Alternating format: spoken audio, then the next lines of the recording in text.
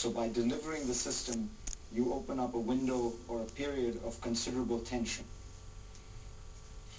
In 1 hour, I will talk with the President of Israel, Mr. Peres, who, when recently visiting me in Sochi, told me a very important thing to all of us.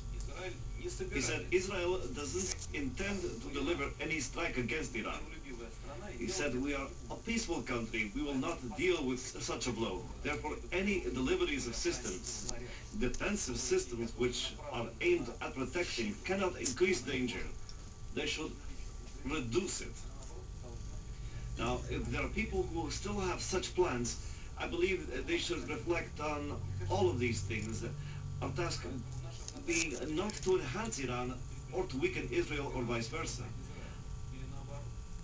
Our task boils down to making sure that the Middle East is a quiet, normal place for all to live in. That's the task of the day.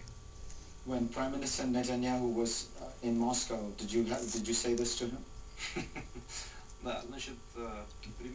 Well, Prime Minister Netanyahu has visited Moscow.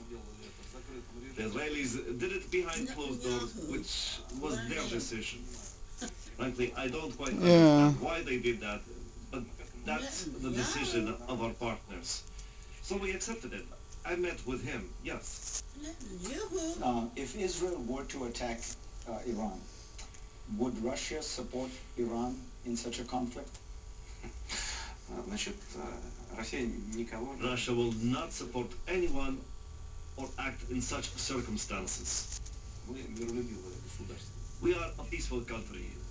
That's the worst thing you can imagine. I had to explain this before. Let's try it once again.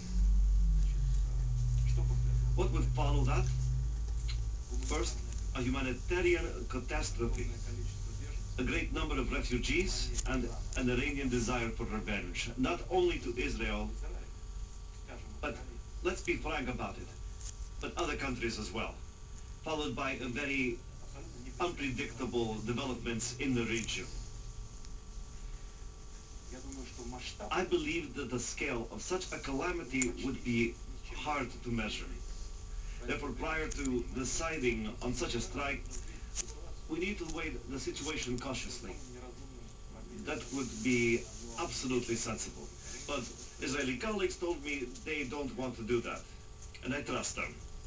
So you expect no Israeli strike on Iran? I hope that this decision will not be taken. Let me ask you about U.S.-Russian relations. President Obama and Mrs. Clinton have talked about a reset of relations. Your ambassador to NATO said that after the Obama-Medvedev meetings, if a good result takes place, it could usher in a new era in Russian-American relations. What concretely are you looking for from the American administration? I expect that our American partners will hear us on the Ukraine and Georgia issues. As for Ukraine, no referendum was carried out there. 2/3 of the population do not support joining NATO in that country. But certain leaders in the Ukraine are relentless in a constant pursuit to push the state into NATO. We do have a normal good relation with the Northern Alliance. They're now stabilized after the harsh period of last year. Now we want to develop them further. But one needs to remember that NATO is a military bloc, and its missiles are pointed at Russia. And if the number of countries joining NATO is getting greater and greater, and NATO is approaching Russia, it doesn't give us any satisfaction. We don't like it. We're openly stating that. I was going to ask you, Mr. President, about the comments that Vice President Biden made about Russia. But then I found an even more critical analysis of Russia's situation. It was an article that said that Russia was a primitive economy based on raw materials and endemic corruption, a semi-Soviet private sphere, a fragile democracy, and went on and on. This is an article, of course, that you wrote a few days ago. What I was wondering is, who is responsible for this condition? Because many of the things you point to have gotten worse in the last 10 years. The World Economic Forum has a competitiveness index. This year, Russia dropped 12 places on that index. It's now 63rd. It's behind Mexico and Indonesia. Transparency International has a corruption index. Russia now ties with Bangladesh and Syria on that index. The Economist magazine says the government has utterly failed to create a legal and political structure to support business and enterprise. Taking the tape So off these isn't so I can your put them on. article a powerful indictment of your own administration? Это хороший вопрос, на самом деле. It's a good question, by the way. What? What is it? Underwear. I don't know if you trust these indexes, but I don't trust them too much. But in what you have just laid out, there is undoubtedly reason behind it. I don't like the fact it's being geared towards raw materials, yes. The level of corruption is categorically unacceptable.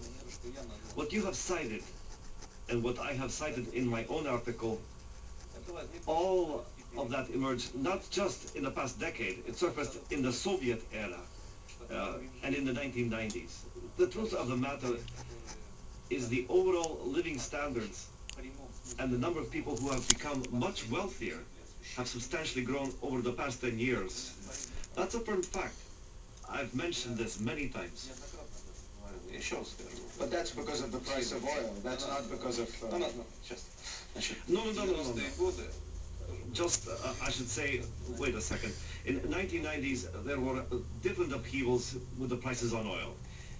When I worked in the university in the 1990s, like President Obama, my salary was just $10 or $15 per month. Not much, is it? и это не только результат. So not all of this is the result of hikes in oil prices. Это совершенно. We, of course, need to change the system of economy. That's absolutely clear. As far as Mr. Biden's article is concerned, we know about our own deficiencies, but to draw quite questionable conclusions is wrong, in my opinion. What has Mr. Biden in fact said? He said almost literally the following. Russia agrees with us on the nuclear weapons issue because their economy is weak and they cannot maintain that weaponry themselves. It's a mistake.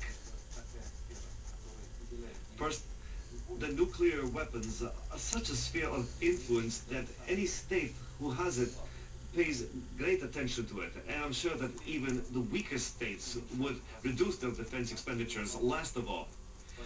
Therefore, it is my understanding that if this is a reflection of the opinion of one individual, then it's a question for the U.S. administration. But if it's a reflection of the policy, then we'll need to give it thought about what's going on and what's about to happen. Это отражение линии, но это повод призадуматься о том, что происходит и что будет происходить. But I've always thought that at the end of the day, the U.S. foreign policy is defined by one man, the President of the United States. In the segment you just saw, I think